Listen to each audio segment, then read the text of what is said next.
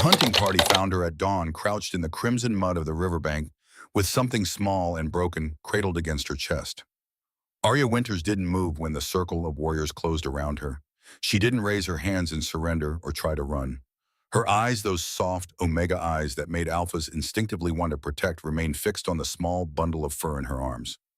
Blood soaked through her dress.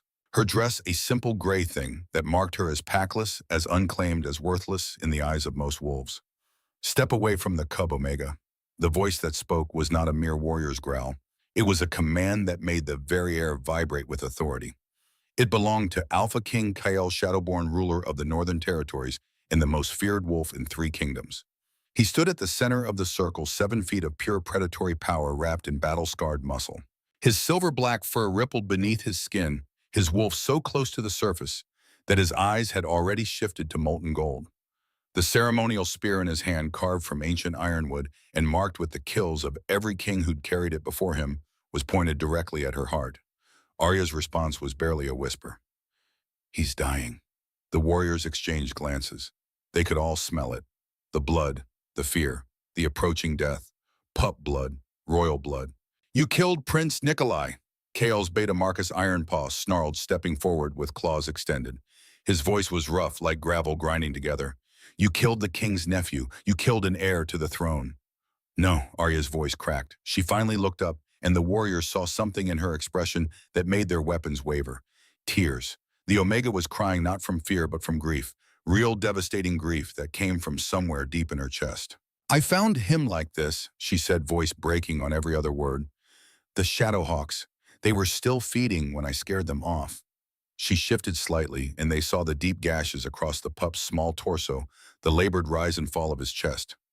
Prince Nikolai couldn't have been more than 7 years old, barely old enough to shift on his own. His eyes were half closed, his breathing shallow and wet with the sound of punctured lungs. Blood soaked through Arya's dress where she held him warm and sticky, and already beginning to cool in the mountain air. But 2 years ago, things had been different. 2 years ago, Arya Winters had stood in a different clearing, surrounded by a different pack, and heard different words that had shattered her life just as completely. The memory came rushing back with the clarity of a nightmare that never quite faded. She'd been 21 then, young, naive, still believing that the goddess blessed every wolf with a destined mate, that love conquered all obstacles, that goodness and loyalty mattered more than bloodlines and appearances. The Oregon border pack had gathered in the ceremonial grounds. Hundreds of wolves in human form, silent and solemn, watching as their alpha addressed the Omega who'd been promised to him since childhood. Draven Ashford stood on the raised platform, tall and golden, and everything an alpha was supposed to be. His hair caught the sunlight like spun bronze. His eyes were the deep green of summer forests. His body was lean muscle, wrapped in confidence and certainty.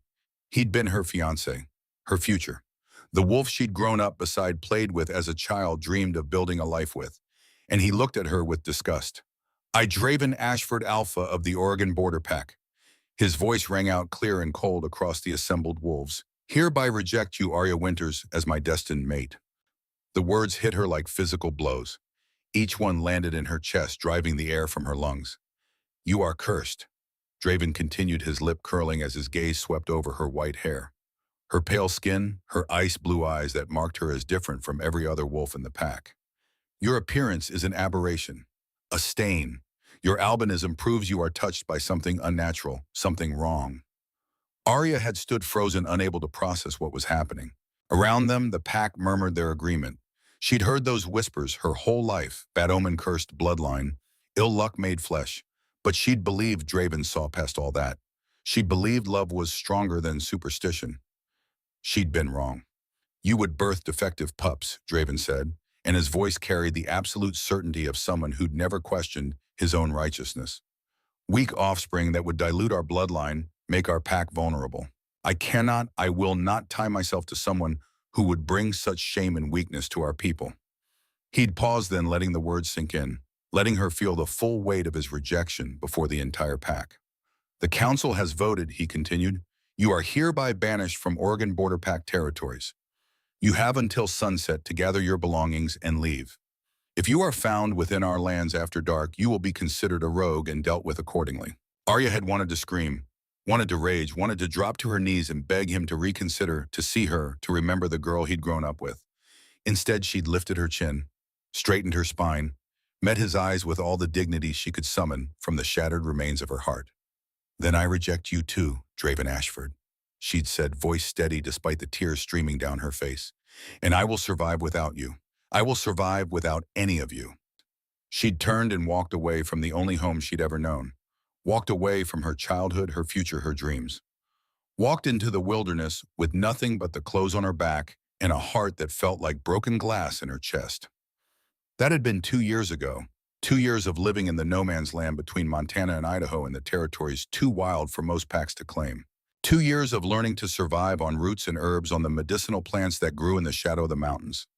2 years of teaching herself to track, to hunt small game, to move through the forest like a ghost. 2 years of proving that she was stronger than Draven had ever imagined. She'd made a life in the wilderness. Not a comfortable one, not an easy one, but a life nonetheless. She'd built a small cabin in a hidden valley. Taught herself which plants healed and which ones killed. Learned to move silently through territory where rogues hunted and predators stalked. And she'd survived. Not just survived, she'd found a kind of peace in the solitude. Found strength in her own company. Found worth in herself that didn't depend on pack acceptance or alpha approval. Until this morning, she'd been gathering medicinal herbs along the river that marked the boundary of Shadow Moon Pack territory. Dangerous work this close to pack lands, she risked being caught and killed as a rogue. But the bloodroot only grew in these specific conditions in the rich soil near running water, and she'd needed it for the fever tincture she was brewing. That's when she'd heard it. A sound that made her wolf surge forward with instinctive recognition. A child's cry, high and thin and terrified. Arya had dropped her gathering basket and run toward the sound without thinking, without considering the danger, without remembering that she was packless, powerless, and that getting involved in pack business could get her killed. She'd found Prince Nikolai in a small clearing 20 yards from the river. The Shadowhawks were still on him, 3 of them. Massive birds with wingspans as wide as a grown man was tall. Their feathers were oil-slick black, their talons curved like scythes, their beaks designed to tear through flesh and bone with equal ease. They were apex predators, normally content to hunt elk and mountain goats. But something had driven them into a frenzy. Something had made them attack a wolf pup. Nikolai was on his back in the mud arms raised weakly to protect his face. His small body was already torn open. His shirt shredded his chest, a mess of deep gashes that revealed muscle and the white gleam of ribs beneath. One of the hawks had its talons sunk into his shoulder. Another was going for his throat. Arya hadn't hesitated. She'd grabbed a thick branch from the ground and charged screaming at the top of her lungs. The sound was primal, wordless, the kind of battle cry that came from somewhere deeper than thought. It was the sound of an Omega's rage, rare and terrible and unstoppable. The hawks had turned on her immediately. Talons raked across her forearms as she swung the branch, opening deep cuts that burned like fire. Beaks snapped at her face. Wings buffeted her, nearly knocking her off her feet. But she kept fighting, kept screaming, kept putting her body between the child and the predators. Finally, the hawks had lifted off. Whether they'd decided she was too much trouble or they'd simply had their fill, Arya didn't know. She watched them disappear into the early morning sky, her makeshift weapon still raised, ready to fight if they came back. Then she turned to the child. Nikolai was conscious but fading. His eyes, silver like his uncle's, were glazed with shock and pain. Blood pooled beneath him, soaking into the mud, too much blood for such a small body. Arya had dropped to her knees beside him, hands hovering over his wounds, not knowing where to start. She'd seen injuries before, had treated cuts and breaks and fevers in her 2 years alone. But this was different. This was catastrophic trauma. This was death arriving in slow motion. "Hey," she'd whispered, voice gentling into something soft and soothing. "Hey, little wolf, I've got you. You're not alone." Nikolai's eyes had found her face. There was confusion there, pain and fear and incomprehension. He was too young to understand what was happening to his body, too young to process the reality of his own mortality. "Hurts," he'd whimpered in the ancient language. All wolves understood, the one that existed before human speech, the one that spoke directly to the soul. "It hurts. Want mama. Want Uncle Kyle." Arya's heart had broken all over again, shattered into pieces smaller than before. But she'd smiled at him, brushed his blood-matted hair back from his forehead with trembling fingers. "I know, sweetling," she'd said in that same ancient tongue, switching to it with a fluency that surprised even her. "I know it hurts, but I need you to be brave for me. Okay, I'm going to get you help. I'm going to take you home." She'd known it was probably futile. The wounds were too deep. Shadowhawk venom already, she could smell the sickly sweet scent of it in his blood worked fast, shutting down organs, stopping hearts. Even if she ran at full speed, even if she didn't stop once the nearest pack healers were hours away. But she'd tried anyway. She'd gathered the child into her arms, ignoring the way his blood soaked through her dress, the way his small body was already growing cold despite the summer warmth. She'd stood on shaking legs and started running, not toward her cabin, not toward safety, toward danger, toward Shadow Moon Pack territory, toward wolves who would probably kill her on sight for trespassing, toward the only chance this child had of seeing his mother one more time. 4 hours. She'd run for 4 hours through wilderness that would have killed most wolves, through territory where rogues hunted and predators stalked, through terrain so rough that her feet bled inside her boots, her lungs burned with every breath, her arms screamed from the weight of carrying a child who grew heavier with every mile. And all the while she'd talked to him, told him stories, sang to him when he cried, promised him over and over that he wasn't alone, that someone was there, that he mattered. Nikolai had slipped in and out of consciousness. Sometimes he'd call for his mother in that heartbreaking whimper. Sometimes he'd ask when Uncle Kale was coming to save him. Sometimes he'd just look at Arya with those silver eyes and seem almost peaceful. "You smell nice," he'd whispered once, voice so quiet she'd almost missed it. "Like sunshine, like honey, like safe." Arya had nearly stumbled when he'd said that, nearly lost her footing and sent them both tumbling down the mountainside, because those were the words every Omega longed to hear, that their scent brought comfort, that their presence meant safety, that they mattered in the most fundamental way. She'd held him tighter and run faster. By the time she'd reached the river that she knew marked the inner boundary of Shadow Moon territory, her strength was nearly gone. Her legs shook with exhaustion. Her vision blurred at the edges. Her arms had gone numb from carrying weight they weren't built to bear. But she'd made it. She'd brought him as far as she could. She'd collapsed in the mud at the river's edge, Nikolai still cradled against her chest. And that's where the hunting party had found them at dawn. Now surrounded by warriors with weapons drawn, Arya looked up at AlphaKing Kyle Shadowborn and told the truth.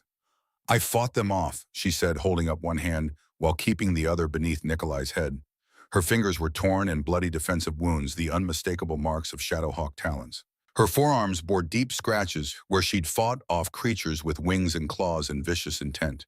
"I've been carrying him for 4 hours, trying to get back to your territory, trying to find help." The Omega settlement she'd come from, if you could even call her solitary cabin a settlement, was in the opposite direction. They all knew this. Miles in the opposite direction across hostile territory where a lone Omega would be easy prey for rogues, for predators, for alphas who didn't respect the old laws. She'd carried a dying pup toward danger, not away from it. Kael's spear point lowered an inch. His amber eyes narrowed, studying her with an intensity that would have sent most wolves to their knees in submission. But Arya was too tired to be afraid, too heartsick to care about dominance displays. "Why?" he demanded, voice like gravel and winter wind. "Why would you risk yourself for a pup you don't know, for a pack you don't belong to?" "Because he's a child." Arya's voice broke on the last word. Fresh tears spilled down her cheeks, cutting clean tracks through the mud and blood that covered her face. "Because when I found him, he looked at me and he was scared. He didn't understand why he was in pain. He kept calling for his mother. He kept asking when his uncle would come save him." Her eyes met Kael's and something passed between them in that moment. Something that made his wolf go utterly still inside him. Something that felt like recognition, though, of what he couldn't say. "I couldn't leave him alone," Arya whispered, voice raw with grief and exhaustion. "I couldn't let him die scared and alone in the mud. No child should die like that. No one should." The warriors around them shifted uncomfortably. They understood enough about Omega instincts to recognize truth when they saw it. This was genuine. This packless, powerless girl was mourning a pup she'd never met, was grieving for a royal child as if he were her own. "The venom is already in his bloodstream," Marcus said quietly, though his hostility had dimmed considerably. He stepped closer, nostrils flaring as he scented the air around the dying pup. "Shadowhawk venom. Even if we ran back to the pack house now." He didn't need to finish. They all knew what he meant. Nikolai was already dead. He just hadn't stopped breathing yet. Kael approached slowly to his massive frame, moving with the careful deliberation of a predator who'd decided not to kill. Each step through the mud was measured, controlled, as if he feared that moving too quickly would shatter something fragile and precious. Up close, he could see everything. The blood soaking her dress, most of it Nikolai's, but some of it unmistakably hers. The deep scratches on her arms where she'd fought off Shadowhawks with nothing but her bare hands and desperate courage. The exhaustion in her face that spoke of hours of running, hours of carrying weight her small frame was never meant to bear. The way she was still humming that lullaby, even though her voice was nearly gone, as if she couldn't bear to stop, as if the song was the only thing keeping both of them tethered to this world. Her white hair had come loose from whatever braid she'd worn, hanging in blood-matted tangles around her face. Her ice-blue eyes were red and swollen from tears that still hadn't stopped falling.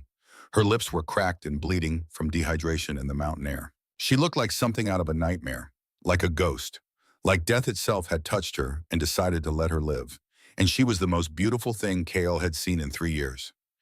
"Give him to me," Kale said softly, his voice gentler than anyone had ever heard it. Gentler than he'd known he was still capable of making it. "I'll carry him home to his mother. You have done enough." Arya looked up at him with those soft Omega eyes now filled with a grief so profound it seemed to have no bottom. "I'm sorry," she choked out, voice breaking into sobs between words. "I'm so sorry I couldn't save him. I tried everything. I ran so fast. I called for help, but no one came. I tried." Her voice shattered, completely dissolving into the kind of crying that came from the deepest parts of the soul. The kind that hurt to witness because it was so raw, so unguarded, so utterly devastated. "You gave him comfort in his last moments," Kale interrupted, and his hand, the same hand that had torn apart enemies, that had killed without mercy, that had broken bones and ended lives, reached out to touch her shoulder with infinite gentleness. "You fought Shadowhawks for him. You carried him for hours knowing he would probably die. You sang him into the next life with an Omega's lullaby." His voice took on a rougher quality, thick with an emotion he'd thought long dead, buried with his mate 3 years ago. "You gave him the greatest gift any dying creature can receive. You made sure he wasn't afraid. You made sure he felt loved." He paused, and when he spoke again, his voice carried the weight of absolute authority, the voice of an Alpha King whose word was law across 3 kingdoms. "In my pack, this makes you honored. In my kingdom, this makes you protected. And in my heart," he stopped, swallowed hard against something that felt dangerously like tears, "this makes you family." The other warriors murmured their agreement, a low rumble of respect that echoed through the canyon like distant thunder. Arya carefully, reverently placed Nikolai into Kale's arms. The tiny body looked even smaller against the Alpha King's broad chest, like a broken bone, like something too fragile to have ever existed in a world this cruel. She stood on shaking legs, swaying slightly, as exhaustion and blood loss caught up with her all at once. Her vision grayed at the edges. Her knees threatened to buckle. "I want to come with you," she said, forcing the words out through sheer determination. "To your pack. I have to tell his mother I tried. I have to tell her he wasn't alone, that someone held him, that someone loved him at the end." Kale stood cradling his nephew with a tenderness that contradicted everything the world knew about the fierce Alpha King.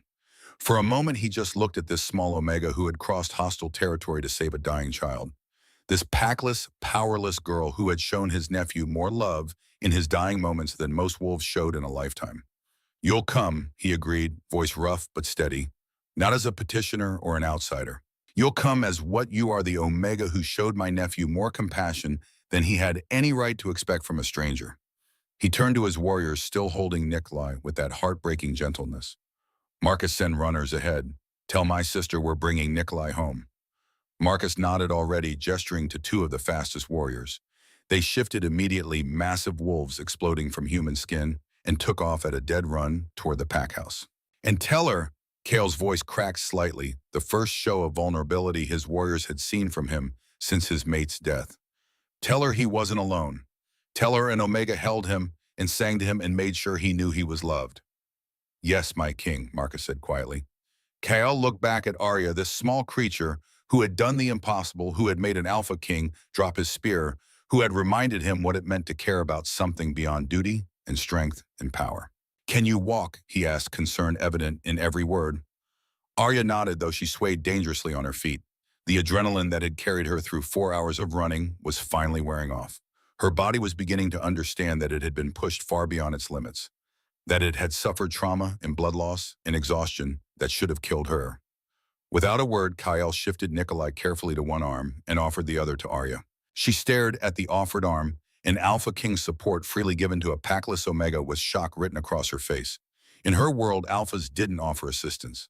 They took, they commanded, they used their strength to dominate, not to support. "I don't bite," Kale said, and there was the ghost of dark humor in his voice, a hint of the man he'd been before grief had hollowed him out. "Not Omegas who save dying pups anyway." Arya took his arm, her small hand barely wrapping around his forearm. His skin was warm beneath her touch, radiating the kind of heat that only powerful alphas generated. She could feel the strength in him, coiled and controlled, leashed, but never truly tame. Together they began the walk back to Shadow Moon territory. The warriors fell into formation around them, but not as guards surrounding a prisoner, as protectors, as escorts, as wolves honoring one of their own. The journey took 3 hours at the pace they could manage. Kale refused to move faster, refused to jostle Nikolai's body unnecessarily, and he refused to leave Arya behind even when she stumbled, even when her legs threatened to give out completely. Twice she nearly collapsed. Both times Kyle was there, steadying her with gentle touches that seemed impossible from hands that large, from a wolf that dangerous. Marcus walked on her other side, silent but present. He'd seen enough in his years as Beta to recognize courage when it presented itself. And what this Omega had done, fighting Shadowhawks barehanded, carrying a dying pup for hours, risking her life for a child who wasn't hers, that was courage of the highest order. "What's your name?" Marcus asked quietly as they walked. "Your full name." "Arya Winters," she said, voice hoarse from crying and screaming and singing. "No pack, no family, no one who'll miss me if I don't come back." "You have a pack now," Marcus said with quiet certainty. "The king claimed you as family. In our culture, that's binding. You're Shadow Moon now, whether you want to be or not." Arya didn't know what to say to that, didn't know how to process the idea that she cursed, rejected, worthless Arya Winters had somehow become family to one of the most powerful packs in the Northern Territories. By the time they reached the pack house, the sun had climbed high overhead, burning away the morning mist and turning the world gold and green and achingly beautiful. News had traveled fast. The runners had done their job well. The pack lined the streets, hundreds of wolves in human form, silent and solemn, heads bowed, as their king carried the small body of Prince Nikolai through the territory. The silence was profound, broken only by the sound of footsteps and muffled sobs from those who'd loved the young prince. And beside the king walked an Omega. Whispers rippled through the crowd like wind through wheat. "Who is she? Why is the king touching her? Is that blood on her dress? She's packless. Look at her scent markers. No pack claim." But the whispers died when they saw Kael's face. When they saw the way he kept that gentle hand on Arya's arm, steadying her when she stumbled. When they saw the warriors walking with weapons lowered in respect, not raised in guard. Something had happened. Something that changed everything. At the pack house entrance stood a woman who could only be Nikolai's mother. Luna Ashwood was beautiful in the way all royal wolves were, with silver-streaked dark hair and eyes like winter storms. She was tall and strong and carried herself with the dignity of someone born to leadership. And she was breaking apart. Her face was already wet with tears. Her hands trembled at her sides. Her whole body seemed to vibrate with the desperate hope that maybe somehow the runners had been wrong, that her son was still alive, that this was all some terrible mistake. "Kale," her voice was barely a whisper, already knowing the truth but unable to accept it. "Is he?" "I'm so sorry," Kale said, and the words were weighted with a grief he rarely let anyone see. This was his sister, his only living family besides the nephew he now carried dead in his arms. "We were too late." Luna's legs gave out. She would have collapsed completely if Marcus hadn't caught her, lowering her gently to her knees as the wail of a mother's anguish tore from her throat. The sound was primal, wordless.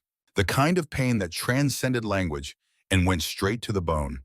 It was the sound of a heart breaking in real time, of a soul being ripped in half, of everything that mattered being torn away. Kale knelt before his sister, laying Nikolai's body gently in her arms. She clutched her son, immediately rocking and keening, and the entire pack felt her pain echo through their bonds. Some wolves dropped to their knees. Others wept openly. All of them felt the loss like a physical blow. This was what it meant to be pack, to share joy and sorrow in equal measure, to feel each other's pain as if it were your own. "Luna," Kale said softly, waiting until her wild eyes focused on him through the tears. "There's someone you need to meet." He gestured to Arya, who stood frozen just a few feet away, tears streaming down her face as she watched this mother grieve, who looked like she wanted to run, to disappear, to be anywhere but here, witnessing this private devastation. "This is Arya Winters," Kale continued, voice rough but steady. She found Nikolai after the Shadowhawks attacked. She fought them off with her bare hands. She carried him for 4 hours trying to get him home to you. His voice grew even rougher, thick with emotion. She held him as he died. She sang him to sleep. She made sure he wasn't afraid. Luna's eyes fixed on Arya, this small, blood-soaked Omega who was crying almost as hard as she was, who looked like she'd been through hell and back, who was trembling with exhaustion and grief and something that looked almost like guilt. You, Luna's voice broke on the single word, you were with my son. I'm so sorry, Arya sobbed, the words tumbling out in a desperate rush. I tried. I ran so fast. I called for help. I did everything I could, but the venom, I couldn't. I'm so sorry. For a moment, no one moved. The entire pack held its breath, waiting to see how their Luna would react. Waiting to see if she would blame this stranger, this Omega who'd been the last one to hold her dying child. Then Luna stood on shaking legs and crossed the distance between them. Arya flinched, clearly expecting a blow, expecting rage or blame or hatred, expecting to be punished for failing to save a life she desperately tried to protect. Instead, Luna pulled Arya into her arms and held her. Two mothers, one who'd lost her child, one who'd tried desperately to save him, clung to each other and wept. Their sobs mingled in the morning air, raw and broken and utterly human, despite the wolves that lived beneath their skin. Thank you, Luna whispered brokenly, her voice muffled against Arya's blood-matted hair. Thank you for making sure he wasn't alone. Thank you for loving him when I couldn't be there. Thank you for giving him peace. Around them, the pack watched in silence, as their Luna, their fierce, proud Luna, thanked a packless Omega for a mercy that transcended pack law and designation politics, for a kindness that spoke to something deeper than hierarchy or status, for love given freely to a child who'd needed it in his darkest moment. Kale stood back, his amber eyes fixed on Arya with an intensity that made Marcus shift uncomfortably beside him. My king, Marcus murmured quietly, voice pitched for Kale's ears alone. What are you thinking? That Omega, Kale said slowly, his voice carrying an undercurrent Marcus couldn't quite identify, just taught our entire pack what it means to be wolf. He paused, watching as Luna and Arya held each other, both of them shaking with grief. She showed us that strength isn't just about dominance, that love doesn't require pack bonds, that sometimes the bravest thing you can do is hold a dying child and sing. His voice dropped even lower, taking on an edge that made Marcus' eyes widen with recognition. And she's not leaving, ever. I don't care what pack law says about unclaimed Omegas. She stays under my protection in my territory as family. The council will object, Marcus warned carefully. Then the council can challenge me. Kale's voice took on a quality that made his beta instinctively step back. I am Alpha King. My word is law, and I say that Omega is pack now. Anyone who disagrees can take it up with my claws. Marcus bowed his head in acknowledgement. Yes, my king. But even as he agreed, even as he accepted his Alpha's command, Marcus wondered at the change he saw in Kale Shadowborn. The king had been cold and distant since his mate's death 3 years ago, had become a ruler of ice and iron, respected but never warm, feared but never loved. Now watching this small Omega comfort his grieving sister, something had shifted in Kale's eyes, something that looked almost like hope. Luna finally pulled back from Arya, though she kept one hand on the Omega's shoulder, as if afraid she might disappear. Her face was ravaged by tears, but there was something else there too. Gratitude, recognition, the beginning of something that might become friendship or family or both. Come inside, Luna said, her voice steadier now despite the tears that still fell. Please, I need to hear everything. Everything that happened, everything he said. I need to know about my baby's last moments. Arya nodded, swaying slightly on her feet. The exhaustion was finally catching up with her completely. Her vision blurred. Her legs felt like water. Easy. Kale was suddenly there, his arms supporting her waist, taking her weight as if she weighed nothing at all. When did you last eat, last drink water? Yesterday morning, Arya admitted, voice faint. Before I went to gather herbs. Kale's eyes flashed amber with anger, not at her, but at the situation. At the fact that she'd been alone and struggling and near starvation. At the injustice of a world that could cast out someone like her simply for being different. Marcus, he commanded, get the pack doctor and bring food, real food, not scraps, protein, carbohydrates, something that will help with the blood loss. Right away, my king. Kale swept Arya into his arms without asking permission, cradling her against his chest as easily as he'd carried Nikolai. She made a small sound of protest, but he ignored it. You can barely stand, he said, voice brooking no argument. And you've more than earned the right to be carried. Let someone take care of you for once.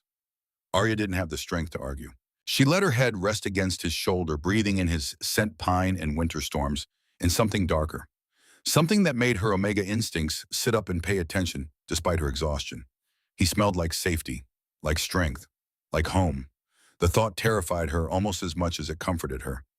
Kale carried her into the pack house, Luna walking beside them, still clutching Nikolai's body. The pack parted before them like water, creating a path, heads still bowed in respect. Inside the pack house was massive, stone and timber construction that spoke of age and permanence. Tapestries hung on the walls depicting pack history, battles, won alliances, forged ceremonies completed. The air smelled of wood smoke and leather, and the musk of many wolves living in close quarters. Kale took Arya to a sitting room near the main hall. It was smaller than the ceremonial spaces, more intimate, with comfortable furniture arranged around a massive stone fireplace. He settled her onto a couch that was soft enough to sink into, then stepped back, as if forcing himself not to crowd her. Luna sat across from them, still holding Nikolai, still rocking slightly as if he were sleeping rather than dead. The pack doctor arrived within minutes, an older woman with kind eyes and gentle hands. She took one look at Arya's wounds and immediately set to work cleaning and bandaging the deep scratches on her arms, checking her for signs of infection or venom poisoning. Shadowhawk scratches, the doctor confirmed, voice grim. You're lucky they didn't go deeper. Another inch and they'd have severed tendons. She looked up at Arya with something like awe. You fought them off alone? They were hurting him, Arya said simply, as if that explained everything, as if fighting apex predators barehanded was a perfectly reasonable response to a child in danger. The doctor shook her head in wonder and continued her work. Food arrived on silver trays, roasted meat, fresh bread, cheese, fruit, things Arya hadn't seen in 2 years of living alone in the wilderness. Her stomach growled audibly at the sight. Eat, Kale commanded gently. All of it. You need to rebuild your strength. Arya ate mechanically, barely tasting the food, her eyes constantly drawn to Luna and the small body she still held, to the mother who'd lost everything. When she'd eaten enough to satisfy Kale's watchful gaze, Luna finally spoke. Tell me, she said, voice raw but steady. Tell me everything. From the beginning, please. So Arya told her. Every detail, finding Nikolai by the river, the Shadowhawk still feeding, the desperate fight, the long run through hostile territory, and most importantly, those final moments. He thought I was you, Arya said softly, fresh tears spilling down her cheeks. He said I smelled like sunshine and honey. Like safe. He asked if I was his mama. Luna made a broken sound somewhere between a sob and a laugh. He asked me to stay until you came, Arya continued, and I promised I would. I promised I wouldn't leave him alone. She met Luna's eyes, her own red and swollen but unflinching. I kissed his forehead, she whispered, the way my mother used to kiss mine when I was small and frightened. And I sang the old lullaby, the one every Omega knows, the one that calls lost souls home. The room had gone completely silent. Even the pack doctor had stopped moving, transfixed by Arya's words. He wasn't afraid at the end, Arya said, voice breaking. I made sure of that. I told him you loved him, that you were waiting for him, that it was okay to let go. Luna was crying again, but this time there was something else mixed with the grief. Relief, maybe, or gratitude, or the peace that came from knowing her child hadn't suffered alone. His last word was, Mama, Arya finished. He was calling for you, reaching for you, even at the end. Luna stood still, holding Nikolai, and crossed to where Arya sat. She leaned down and pressed her forehead to Arya's in the traditional wolf gesture of family, of pack, of belonging. You are my sister now, Luna whispered. Blood of my blood, pack of my pack. You gave my son the greatest gift. You made sure he felt loved. That makes you family. Forever. Arya couldn't speak, couldn't process what was happening. She'd been alone for 2 years, packless, worthless, a curse made flesh. And now she had a sister, a pack, a home. Kale watched from across the room, something awakening in his chest, something he'd thought dead and buried with his mate 3 years ago. Mine, his wolf whispered. Ours, protect, claim, keep. But Kyle pushed the instinct down. This Omega had been through enough. She deserved time, space, the chance to heal without pressure or demands. Even if every fiber of his being wanted to cross the room, pull her into his arms and never let her go. For now he would wait, but he would not let her leave. Not ever. 3 days later, Arya stood in a bedroom that was larger than the entire cabin she'd built in the wilderness. The funeral was over. Prince Nikolai Ashwood had been laid to rest in the royal burial grounds, with all the ceremony befitting his status.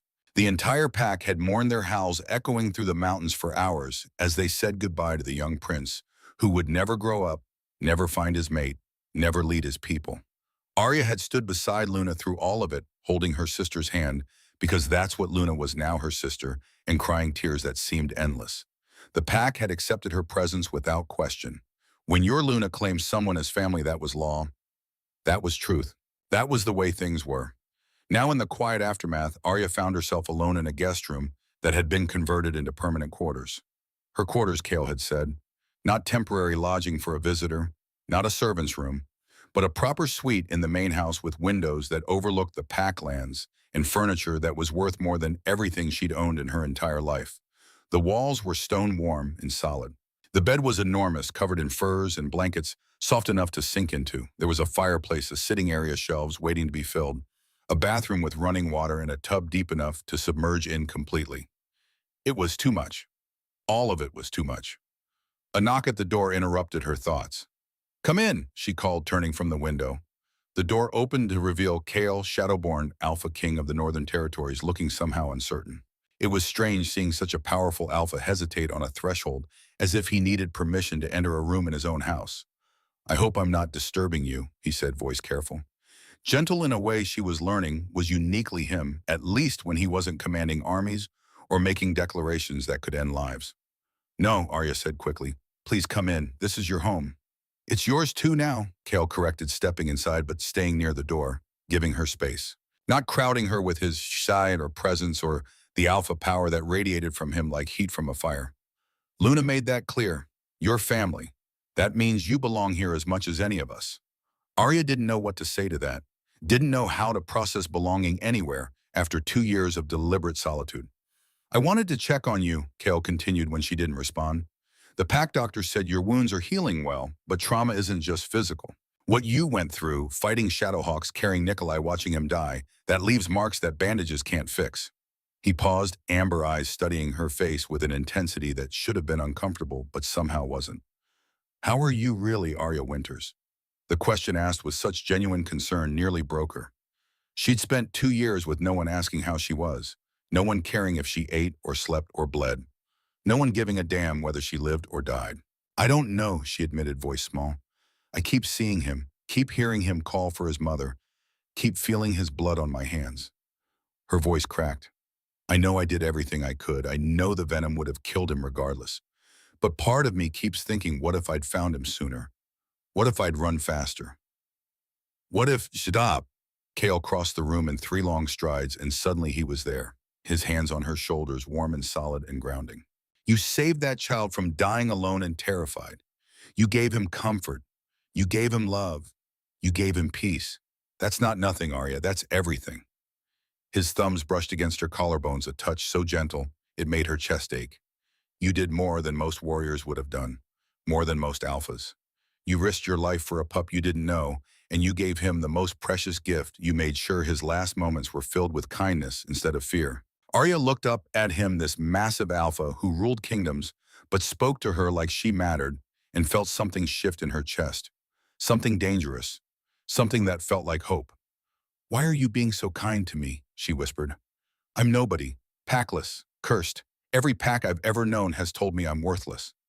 Kale's eyes flashed amber, his wolf pressing forward with anger, not at her, but at whoever had made her believe such lies. "Then every pack you've known is blind," he said, voice carrying an edge like steel. "You're one of the bravest wolves I've ever met. You have more courage in your smallest finger than most alphas have in their entire bodies." He leaned closer, his scent washing over her pine and winter storms, and something darker that made her Omega instincts sing with recognition. "You're not worthless, Arya Winters. You're extraordinary. And anyone who can't see that doesn't deserve to breathe the same air as you."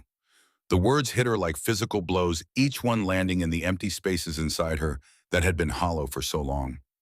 Part of her wanted to believe him, wanted to accept that maybe, just maybe, she wasn't the cursed creature Draven had named her. But 2 years of solitude had taught her to be careful with hope. Hope was dangerous. Hope led to expectations, and expectations led to disappointment. "I should leave," she said, even as everything in her screamed to stay. "I've imposed on your hospitality long enough. You've been more than kind, but I have my cabin, my life. I should stay. The word was a command and a plea all at once. Kale's hands tightened slightly on her shoulders, not enough to hurt, but enough to ground her. Please, Arya, stay. He took a breath, seemed to wrestle with something internal, then continued. Luna needs you. She's drowning in grief, and you're the only one who understands. The only one who was there, the only one who can tell her stories about Nikolai's last moments that bring her comfort instead of just pain. It was true. Arya had spent hours with Luna over the past 3 days talking about Nikolai, about how brave he'd been, how he'd asked about his mother, how he'd found comfort in Arya's presence even as he was dying. And if I'm being honest, Kale's voice dropped lower, rougher. I need you to stay too. Arya's breath caught. Why poor? Because, he stopped jaw working as if the words were difficult to form. Because in 3 years I've felt nothing. I buried my mate and I buried my heart with her. I've been cold, empty, just going through the motions of ruling without actually feeling anything. His amber eyes burned into hers. And then I saw you holding my nephew, singing to him, crying for a child you'd never met like your heart was breaking. And something in my chest cracked open. Something I thought was dead forever. He raised one hand from her shoulder to cup her face, his palm warm against her cheek, his thumb brushing away a tear she hadn't realized had fallen. You reminded me what it means to feel, Arya. What it means to care about something beyond duty and strength and power. And I know it's selfish, but I'm not ready to lose that yet. I'm not ready to go back to being empty. The admission hung between them, raw and vulnerable, in a way Alpha Kings were never supposed to be. Arya stared at him, her heart pounding so hard she was sure he could hear it. This wasn't a command. This wasn't an alpha using his power to force compliance.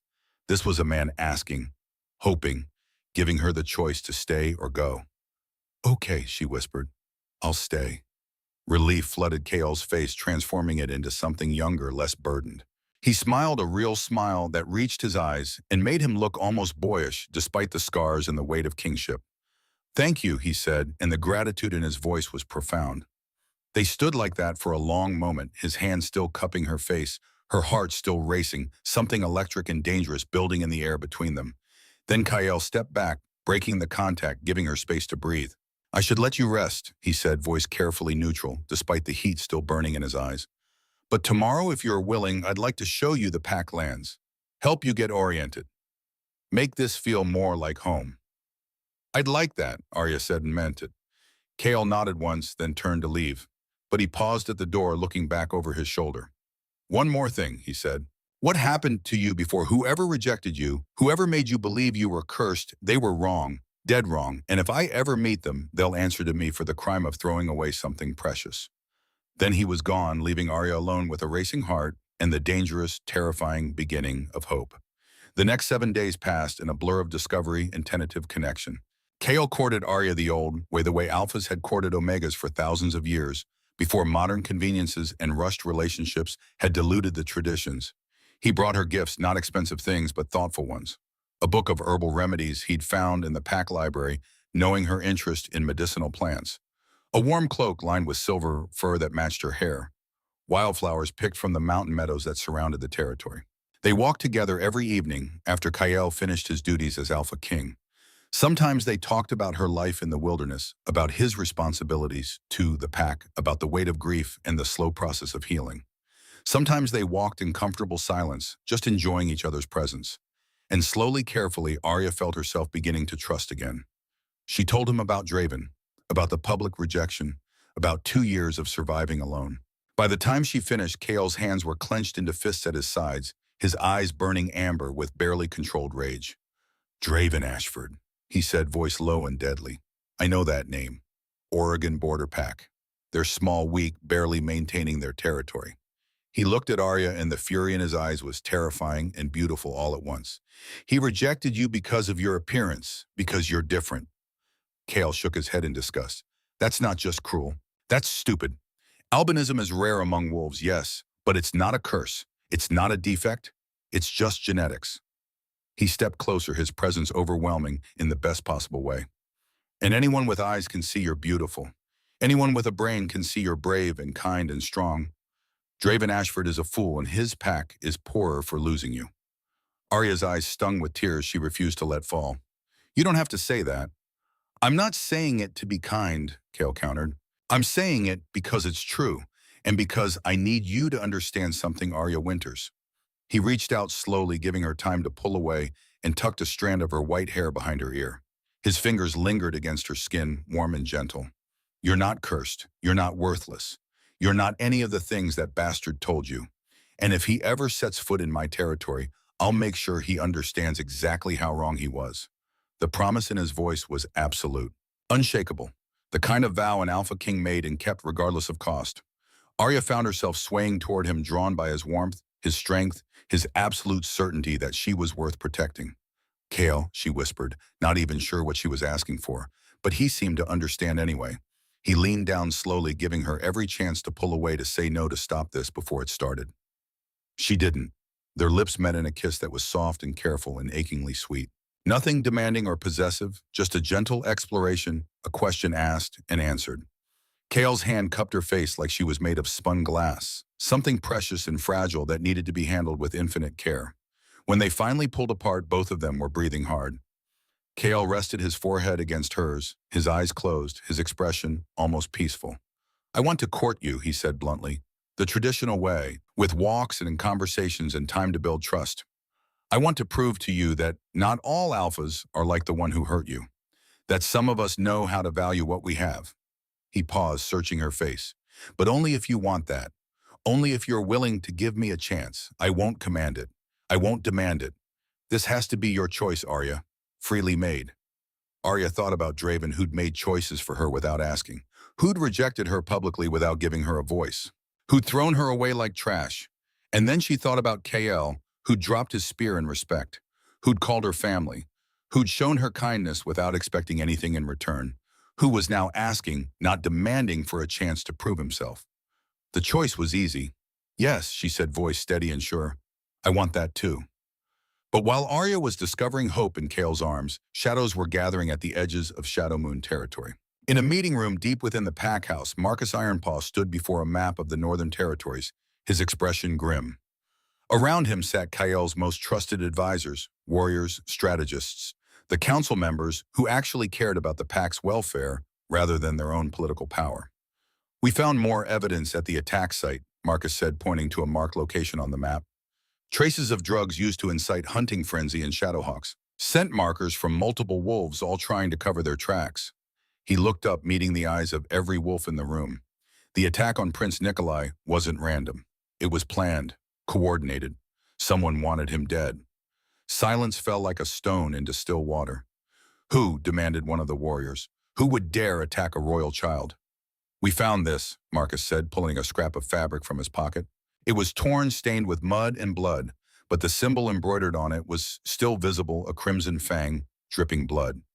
Crimson Fang Pack. Murmurs of anger rippled through the room. Crimson Fang Pack was Shadow Moon's oldest enemy, a rival territory to the south that had been trying to expand into northern lands for decades. They were known for brutality, for disregarding the old laws, for viewing Omegas and weaker wolves as expendable resources. Are we certain? Asked Elder Margaret, one of the few council members Kale truly trusted. The scent markers match, Marcus confirmed, and I've had reports of Crimson Fang scouts near our borders over the past month. They've been watching us, studying our patterns, waiting for an opportunity. But why kill a child? Someone asked. What possible benefit? Destabilization, interrupted a voice from the doorway.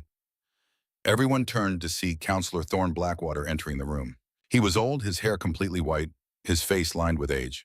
But his eyes were sharp, calculating, missing nothing. A pack in mourning is a pack vulnerable. Thorne continued, moving to study the map.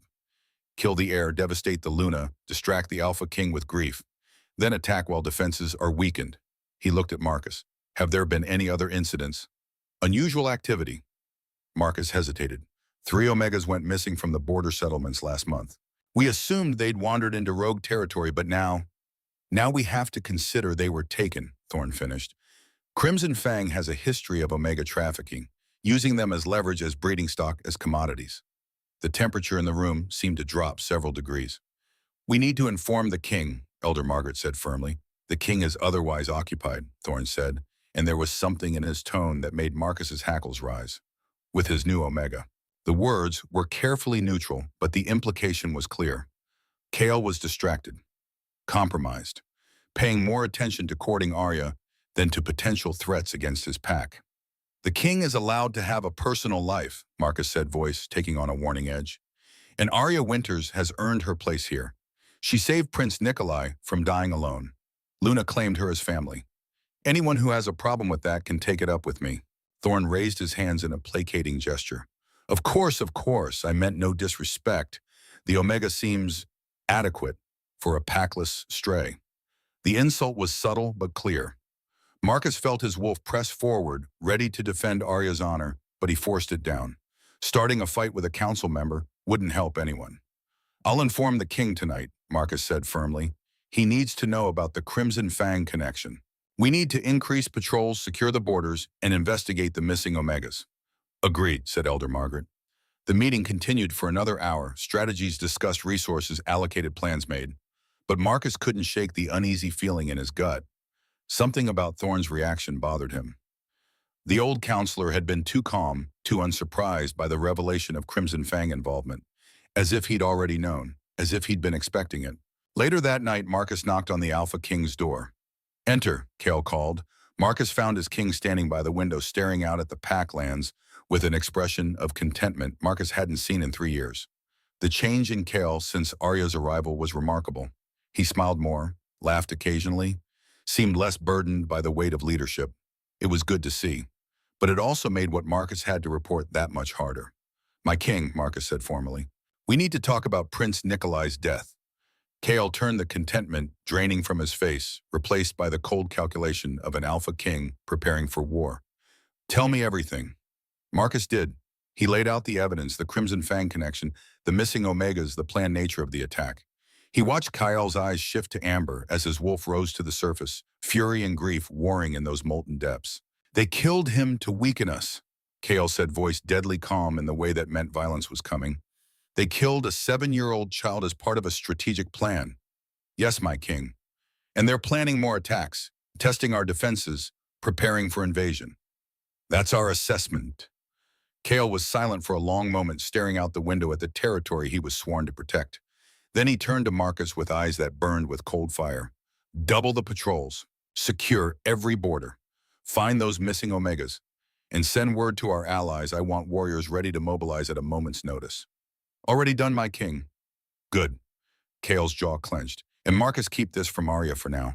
She's been through enough. She doesn't need to know that the child she tried to save was murdered as part of a conspiracy. Marcus hesitated. My king, if there's danger, I'll protect her, Kale interrupted, voice absolute. She's under my personal protection now. Nothing will touch her. I give you my word.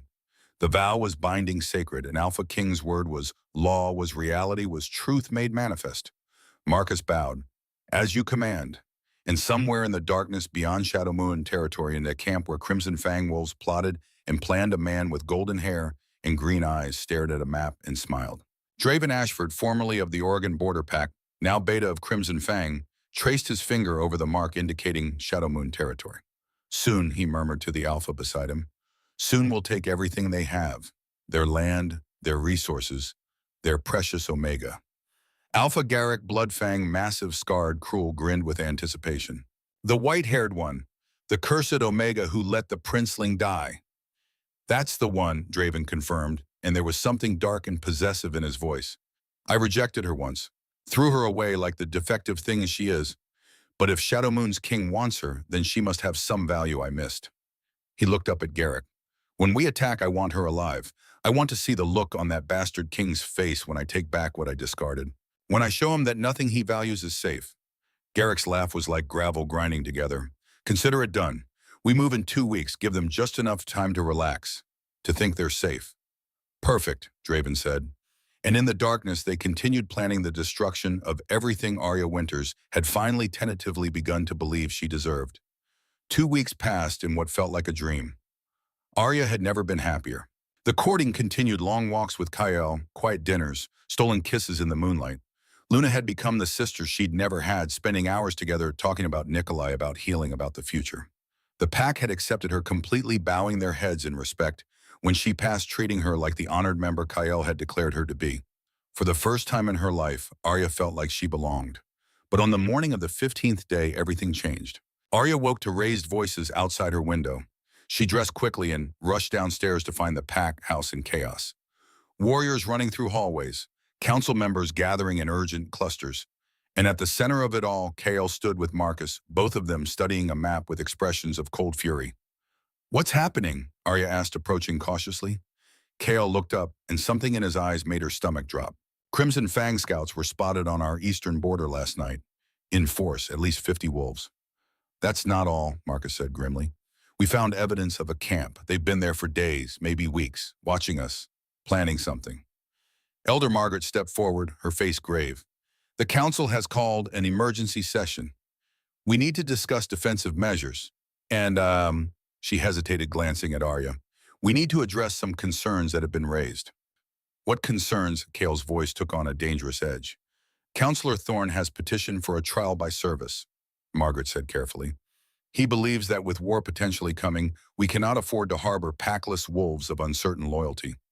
Arya felt the words like a physical blow. "He means me." "This is ridiculous," Kale snarled, his wolf pressing so close to the surface that his eyes flashed amber. "Arya has proven her loyalty. She risked her life for Nikolai. Luna claimed her as family and me. There is no question. The law is clear, my king," Margaret interrupted gently. "Any pack member can petition for trial by service during times of potential conflict. It's meant to ensure unity, to root out possible traitors before they can cause harm." "Arya is not a traitor," Kale said, each word sharp as broken glass. "Then she'll have no trouble proving it," came a new voice. Councillor Thorne Blackwater stepped into the room, his white hair gleaming in the morning light, his expression carefully neutral. "The trial is simple. 30 days to demonstrate value to the pack. Skills, loyalty, contribution. At the end, the council votes. If she passes, she becomes full pack with all rights and protections. If she fails," he paused meaningfully, "she must leave Shadow Moon territory permanently." "This is a waste of time," Kale said, voice dropping to a growl that made several wolves step back. "We have an enemy at our gates, and you want to play political games." "This is politics, my king," Thorne said smoothly. "We cannot afford division. We cannot afford uncertainty. If this Omega is truly loyal, truly valuable, let her prove it to the entire pack. Let there be no doubt." He turned to Arya, and there was something in his eyes that made her skin crawl, something that looked almost like anticipation. "Unless, of course, you're afraid you'll fail." Arya lifted her chin, recognizing the challenge for what it was. "I'm not afraid. I accept the trial." "Arya, no," Kale started, but she cut him off. "If this is what it takes to prove I belong here, then I'll do it. I have nothing to hide. No divided loyalties. I'll show everyone that I'm Shadow Moon through and through." Kale looked at like he wanted to argue, but Luna appeared at his elbow, her hand on his arm. "Let her do this, brother," Luna said quietly. "She's stronger than you think. And she's right, this will settle the matter once and for all. No more whispers, no more doubts." Kale's jaw worked, but finally he nodded. "Fine, but I'm assigning Marcus to oversee the trial personally.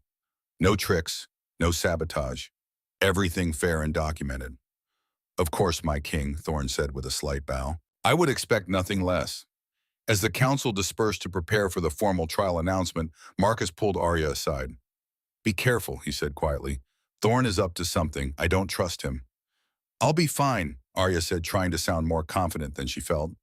"What's the worst that could happen?" Marcus's expression was grim.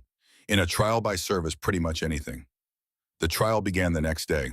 Arya was assigned to work with different pack divisions, healers, warriors, trackers, even the kitchen staff. Each group would evaluate her skills, her attitude, her contribution. At the end of 30 days, their reports would go to the council for judgment. She threw herself into the work with desperate determination.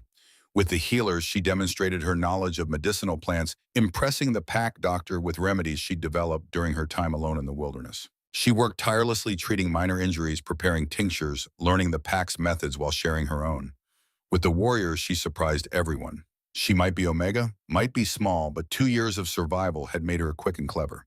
She couldn't match them for raw strength, but she could anticipate, could dodge, could use an opponent's momentum against them. The warriors began to respect her grudgingly, at first then genuinely. With the trackers, she excelled. Her time in the wilderness had honed her senses to a razor's edge. She could follow trails that others missed, could identify plants and animals by scent alone, could navigate terrain that would have lost less experienced wolves. And through it all, Kale watched. He couldn't interfere, that was the rule, but he was there. Always there, boy. His presence a silent support that gave her strength when exhaustion threatened to overwhelm her. On day 23, everything fell apart. Arya was working with the tracker team in the eastern forest when she caught a scent that made her freeze. It was faint, almost imperceptible, but unmistakable. Shadowhawk musk, and beneath it something else. Something chemical. The same sickly sweet scent she'd smelled on Nikolai. The drug that induced hunting frenzy. Marcus, she called quietly, gesturing him over. Smell this. Marcus inhaled deeply, then his eyes went wide. That's the same scent from Nikolai's attack, Arya confirmed. Someone's been here, recently, setting up Shadowhawks to attack again. Marcus immediately signaled the other trackers. Fan out. Look for any other evidence. Footprints, fabric, anything. They searched for an hour, and what they found made Arya's blood run cold. A small camp, hastily concealed. Empty vials that had contained the frenzy drug. And most damning of all, a piece of cloth with the Crimson Fang symbol identical to the one found at Nikolai's attack site. They're planning another attack, Marcus said, voice grim, and they're using the same method. Drug the Shadowhawks, point them at a target, let nature take its course. But why here, one of the trackers asked. This is nowhere near the pack house. There's nothing valuable. The Omega settlement. Arya breathed, sudden realization hitting her like a fist to the gut. This trail leads directly to the Omega settlement on our western border. There are families there, children. Marcus's expression hardened. We need to warn them, now, and we need to tell the king. They ran. Arya had never moved so fast in her life. Her lungs burned, her legs screamed. But she kept pace with the warriors, driven by the memory of Nikolai's broken body, by the determination that no other child would die the way he had. They reached the Omega settlement just as the Shadowhawks attacked. There were 5 of them this time, bigger than the ones that had killed Nikolai, their eyes glazed with drug-induced madness. They were already diving at the small cluster of cabins where Omega families lived under Shadow Moon's protection. Get the children inside. Arya screamed, not waiting for Marcus's command. She grabbed a fallen branch just like before and charged. The warriors followed her lead, shifting mid-run massive wolves with fangs bared and fury in their eyes. But Arya got there first. A hawk had its talons sunk into a young Omega mother who was trying to shield her 2 pups. Arya swung her branch with all her strength, connecting with the hawk's skull with a crack that echoed through the clearing. The bird screeched and released its grip. Arya stepped between the mother and the predator, branch raised, every fiber of her being screaming that she would not let this happen again. Get them inside, she told the mother, voice steady despite her racing heart. Now. The mother grabbed her pups and ran. Arya faced down the hawk, which was recovering, shaking its head, preparing to attack again. She didn't back down. The hawk lunged. Arya dodged left, whipped the branch around in a brutal arc, caught it across the wing. Bones snapped. The creature went down. Then the warriors were there, tearing into the remaining hawks with savage efficiency. Within minutes, it was over. All 5 birds dead or fleeing, the settlement saved. Arya dropped to her knees, adrenaline finally giving way to exhaustion. Her hands were bleeding again, new cuts layered over old scars. But everyone was safe. The children were safe. That was all that mattered. Marcus knelt beside her, his expression a mixture of awe and respect. That was the bravest thing I've ever seen an Omega do. You didn't hesitate. You just fought. I couldn't let them die, Arya said simply, not like Nikolai. You saved them, Marcus said firmly. You saved them all. News of Arya's heroism spread through the pack like wildfire. By the time they returned to the pack house, everyone knew. The Omega who'd saved Prince Nikolai had done it again, had fought Shadowhawks to protect the weak, had risked her life for pack members she barely knew. The trial was essentially over. No one doubted her loyalty now. No one questioned her value. But Kale wasn't satisfied with just ending the trial. He called an emergency council meeting, his expression carved from stone, his voice carrying the absolute authority of an Alpha King who would not be denied. Bring me Counselor Thorn Blackwater, he commanded. Now, the old counselor was dragged before the council, confusion written across his face. My king, I don't understand. You knew, Kale said, voice deadly quiet. You knew about the Shadowhawks. You knew about the Crimson Fang connection. And you did nothing. Thorn's face went pale. I don't know what you... Marcus, Kale gestured to his beta. Show them. Marcus stepped forward with a small wooden box. He opened it carefully, revealing its contents: letters written in Thorn's distinctive hand detailing plans to destabilize Shadow Moon from within. Communications with Crimson Fang leadership. Promises of riches and power in exchange for betrayal. "We found these in Thorn's quarters this morning," Marcus said, hidden in a false bottom in his desk. "He's been working with Crimson Fang for months. The attack on Nikolai wasn't just an enemy action, it was treason from within." The council erupted in fury. Wolves snarled, claws extended. The betrayal was too much, too deep. But Kale simply raised one hand and silence fell immediately. "Counselor Thorn Blackwater," he said, voice carrying the weight of judgment. "You stand accused of treason, conspiracy to murder, and collaboration with enemies of this pack. How do you plead?" Thorn looked around the room, saw no sympathy, no mercy, and his shoulders sagged in defeat. "Guilty," he whispered. "I thought Crimson Fang promised to spare me, to give me a position of power in the New Order. I thought Shadow Moon was weak. I thought—" "You thought wrong," Kel interrupted. "And your punishment is this exile, permanent banishment from all northern territories. If you are found within our lands after sunset tonight, you will be executed on sight." It was a death sentence, really. Exile meant becoming rogue, and rogues rarely survived long in the wilderness. But it was more merciful than Thorn deserved, and everyone knew it. As guards dragged the former counselor away, Kale turned to Arya. "Your trial is over," he said, and his voice softened. "Not because of Thorn's betrayal, but because you've proven beyond any doubt that you are Shadow Moon. You are pack. You are family." He stepped closer, took her hands in his, oblivious to the blood and mud that covered them both. "And I want you to be more than that," he continued. "If you'll have me, if you're ready." Arya's heart stopped.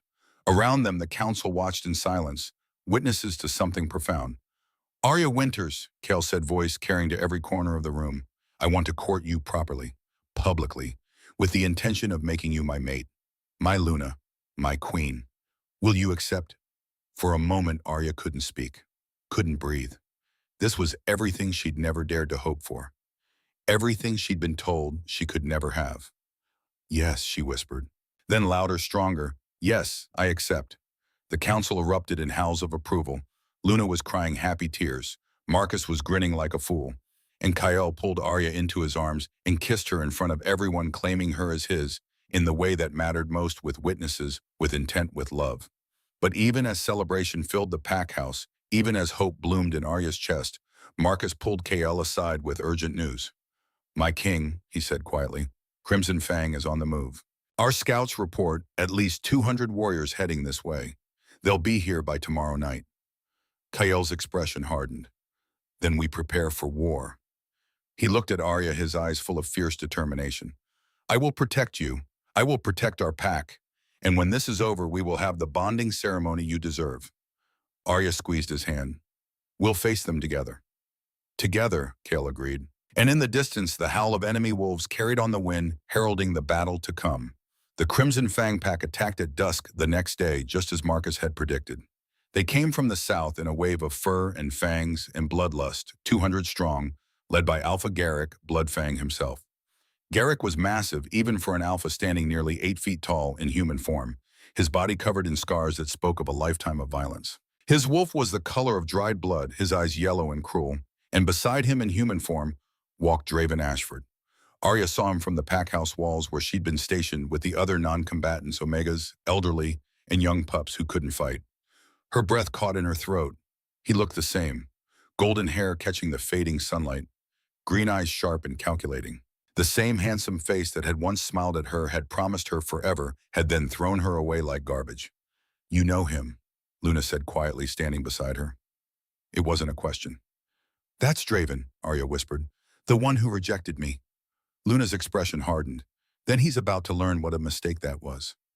Below on the field between the pack house and the forest, Kyle stood at the head of Shadow Moon's warriors. He'd shifted to his war form, something between human and wolf, standing on 2 legs but covered in silver-black fur claws like daggers, fangs bared. He was terrifying and magnificent all at once. "Garrick Bloodfang!" Kale's voice carried across the field, first to field with alpha command. "You dare attack Shadow Moon territory! You dare murder a child of my blood!" Garrick laughed, a sound like rocks grinding together. "I dare whatever I want, Shadowborn. Your pack is weak, soft. Your sister mourns instead of leads. You court a cursed Omega instead of finding a proper mate. You've made yourselves vulnerable. Then come and test that theory, Kale challenged. Single combat, you and me, winner takes all. But Garrick shook his head. I didn't come here for honor, boy. I came for conquest. He raised one massive hand and the Crimson Fang warriors surged forward with howls that shook the earth. Shadow Moon met them with equal fury. The battle was chaos incarnate. Wolves collided in explosions of fur and blood. Claws tore through flesh. Fangs found throats.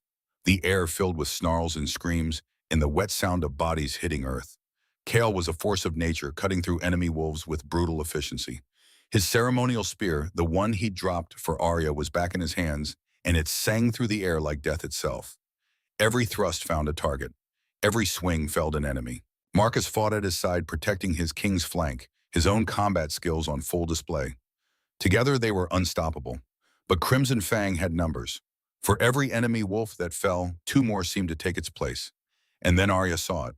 A group of 5 Crimson Fang warriors had broken through the main battle line. They were heading for the pack house, heading for the non-combatants, heading for the pups. Without thinking, Arya grabbed the closest weapon she could find, a heavy iron poker from one of the fireplaces, and ran down the stairs. Arya, no, Luna shouted, but Arya was already moving. She burst through the pack house doors just as the enemy wolves reached the entrance. They were in human form, weapons drawn, swords and axes, and clubs designed to kill. Well, well, said the leader, a scarred brute with dead eyes. Look what we have here, the cursed Omega. Draven wants you alive, girl. But he didn't say we couldn't have a little fun first. Over my dead body, Arya snarled, raising the poker. The wolves laughed. That can be arranged. They attacked. Arya had never been trained as a warrior, had never learned proper combat techniques, but she'd spent 2 years surviving in the wilderness, where every day was a battle to stay alive. And she'd be damned if she let these bastards touch a single pup. She fought like a cornered animal, wild, desperate, absolutely fearless. She dodged the first sword swing, brought the poker down on the wielder's wrist with bone-breaking force. He dropped the weapon with a scream. The second attacker came at her with an axe. She rolled under the swing, came up inside his guard, drove the poker into his stomach hard enough to double him over. But there were too many. A club caught her across the shoulder, sending her sprawling. She tasted blood, felt ribs crack. Enough playing, the leader said, advancing with his sword raised. Time to, he never finished the sentence. Luna Ashwood, in full wolf form, exploded from the pack house like avenging fury. She was smaller than the males, but faster, and she fought with the desperate strength of a mother protecting her territory. She tore out the leader's throat before he could even scream. The other attackers tried to flee, but Luna and the other Omega defenders who'd followed her down fell on them with savage efficiency. Within moments, all 5 Crimson Fang wolves were dead. Luna shifted back to human form, her face and chest covered in blood. I told you, she said, pulling Arya to her feet with gentle hands. Your family. We protect our own. But even as victory seemed certain at the pack house, the main battle was turning. Garrick Bloodfang had finally engaged Kale directly, and the 2 alphas fought with the kind of brutal intensity that legends were made of.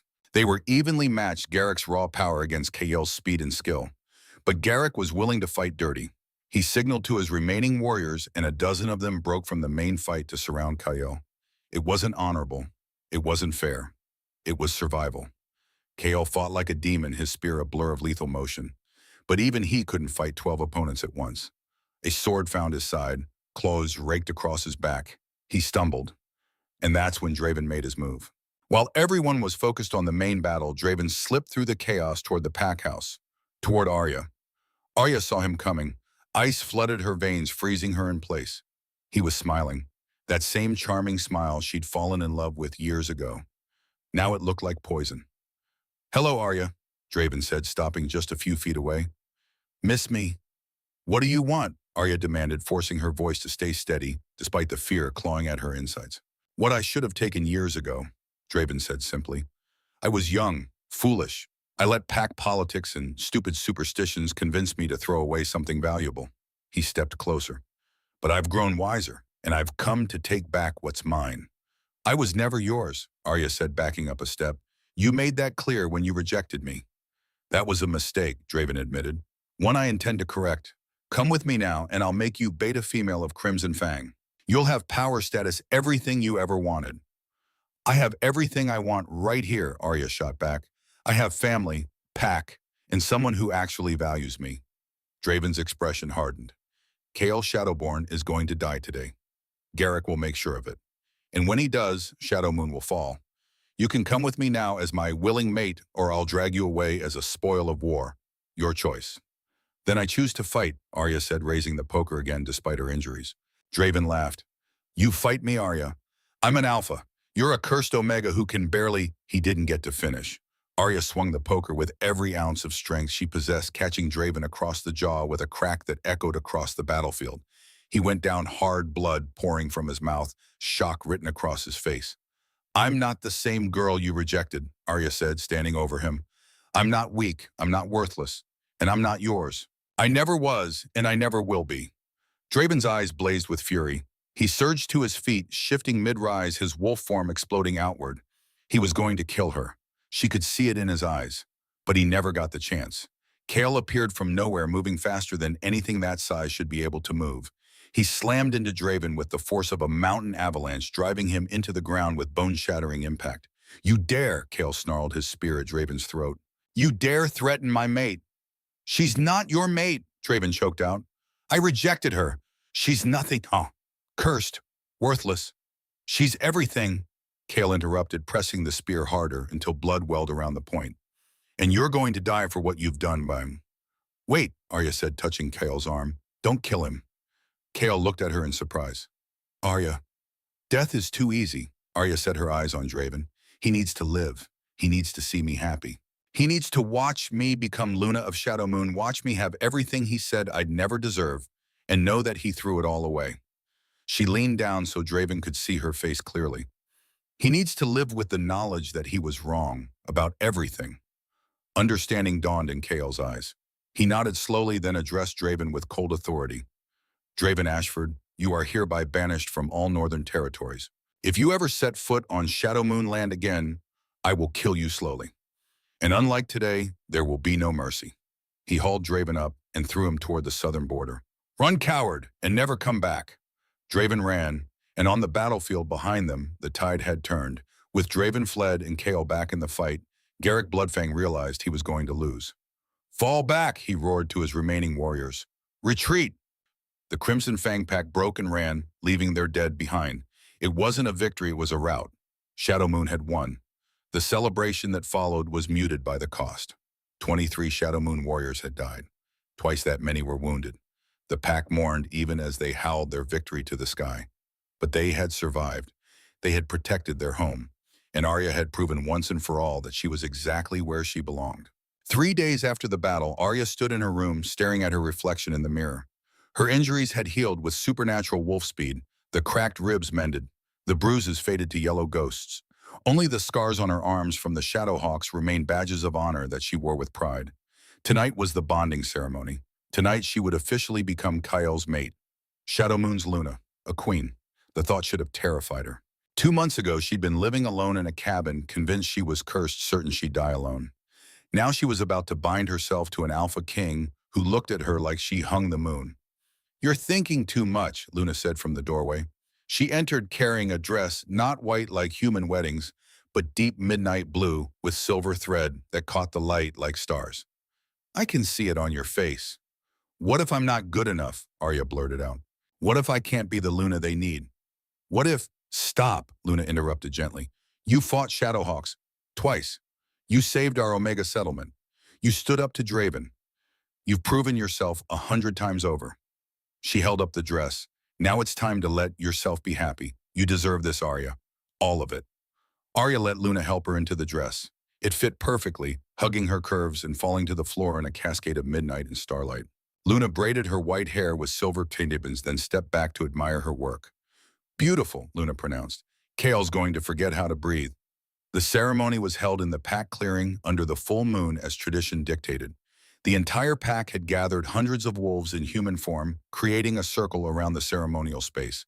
At the center stood Kael waiting. He wore traditional Alpha ceremonial garb, leather pants, and vest decorated with the symbols of his lineage, his silver black hair loose around his shoulders. But it was his eyes that held Arya captive as she walked toward him. Those amber eyes that had seen so much darkness, but now blazed with joy. Elder Margaret presided over the ceremony, her voice carrying to every corner of the clearing.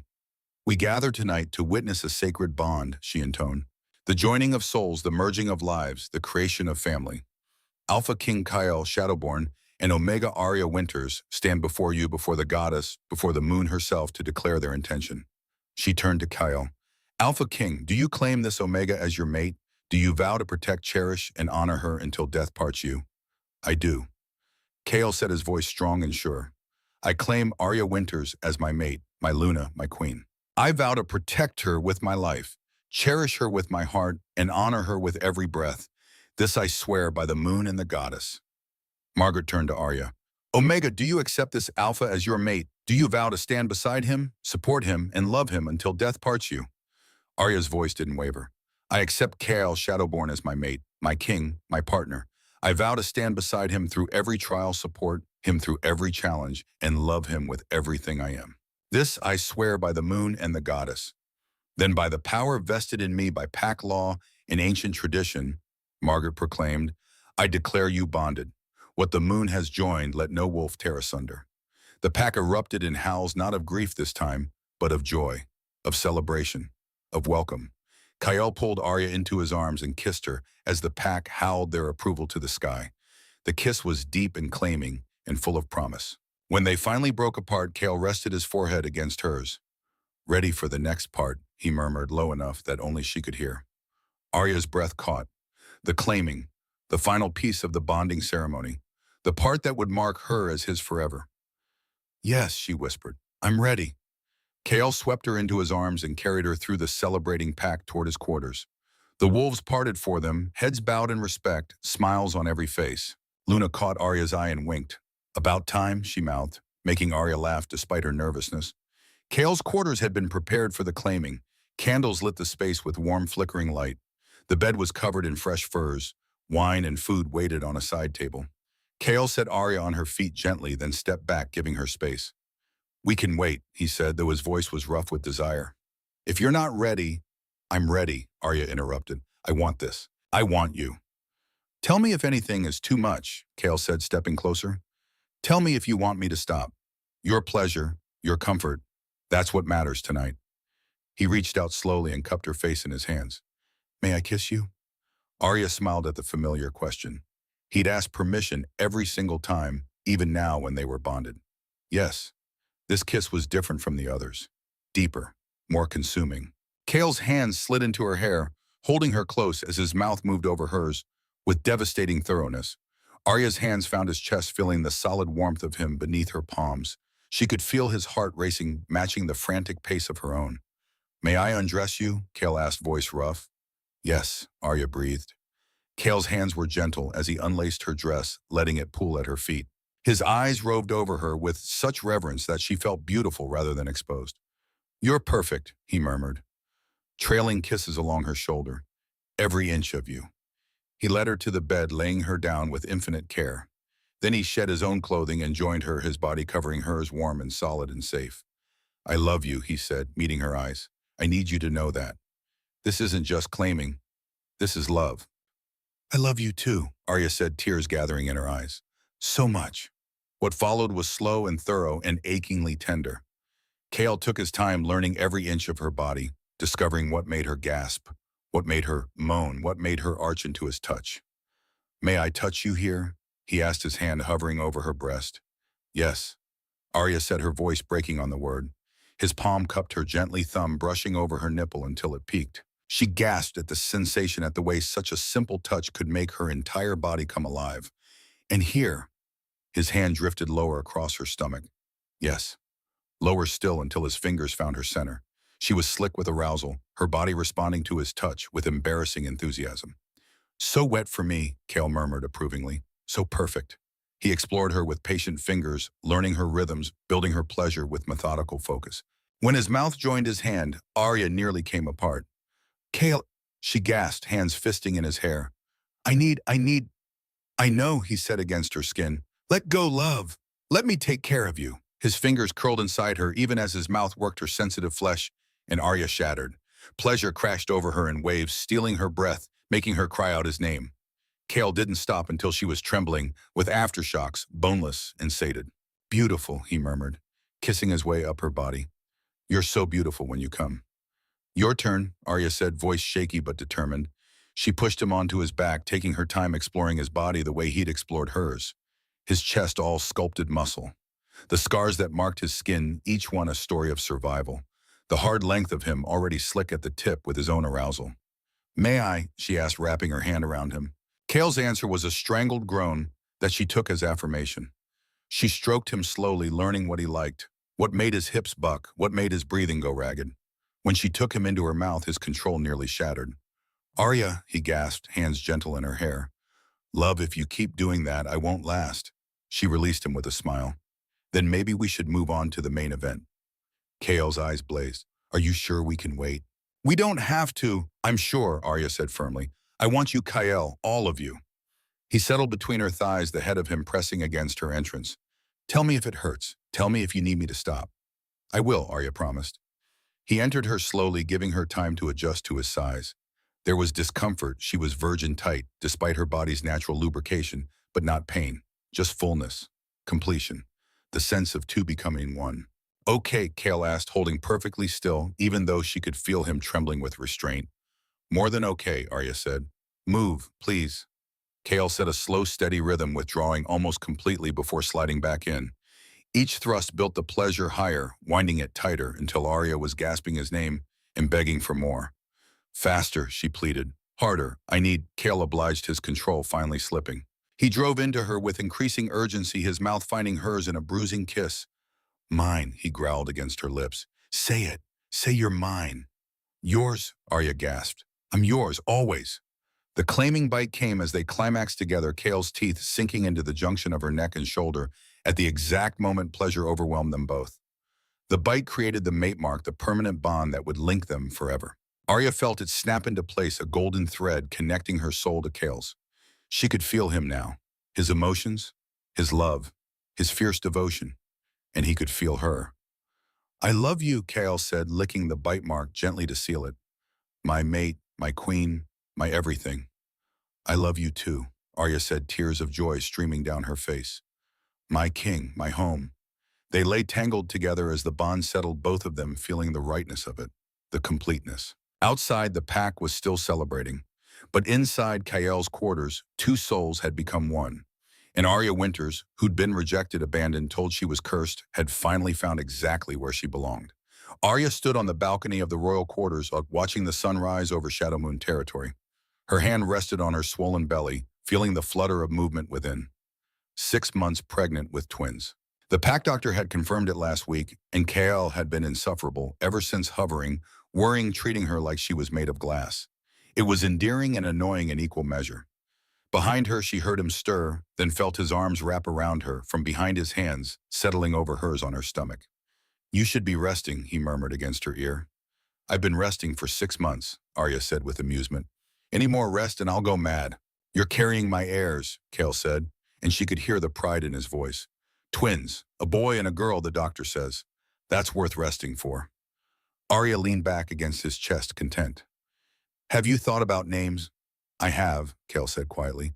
"For the boy, if you agree, I'd like to name him Nikolai, after my nephew, after the child who brought us together." Arya's eyes filled with tears. "That's perfect. Luna will love it." "And for the girl," Kale continued, "I thought maybe Sarah, after my first mate. I know that might seem strange, but—" "It's not strange," Arya interrupted, turning in his arms. "It's honoring your past while building our future. I love it." Kale kissed her gently. "How did I get so lucky?" "You dropped your spear for me," Arya said with a smile. "Best decision you ever made." "Second best," Kale corrected. "The best decision was convincing you to stay." Movement in the courtyard below caught Arya's eye. Luna was there teaching a group of young pups the history of their pack. She'd healed in the months since Nikolai's death, finding purpose in teaching and keeping her son's memory alive. The pack had healed too. The wounds from the battle had closed. New alliances had been forged. Shadowmoon was stronger now than it had ever been. And at the heart of it all was Arya, the cursed Omega who'd become queen. "What are you thinking?" Kale asked, seeing the distant look in her eyes. "I'm thinking about how far I've come," Arya said. 2 years ago, I was alone in a cabin, convinced I was worthless. Convinced I'd die alone. She looked up at him, her ice-blue eyes shining with unshed tears. "And now I have everything. A mate who loves me, a sister who claims me as family, a pack that respects me, children on the way, a purpose. You always had worth, Kale said firmly. You always had purpose. The pack just needed to be smart enough to see it. No, Arya said. I needed to see it. I needed to believe I was worth saving, worth loving.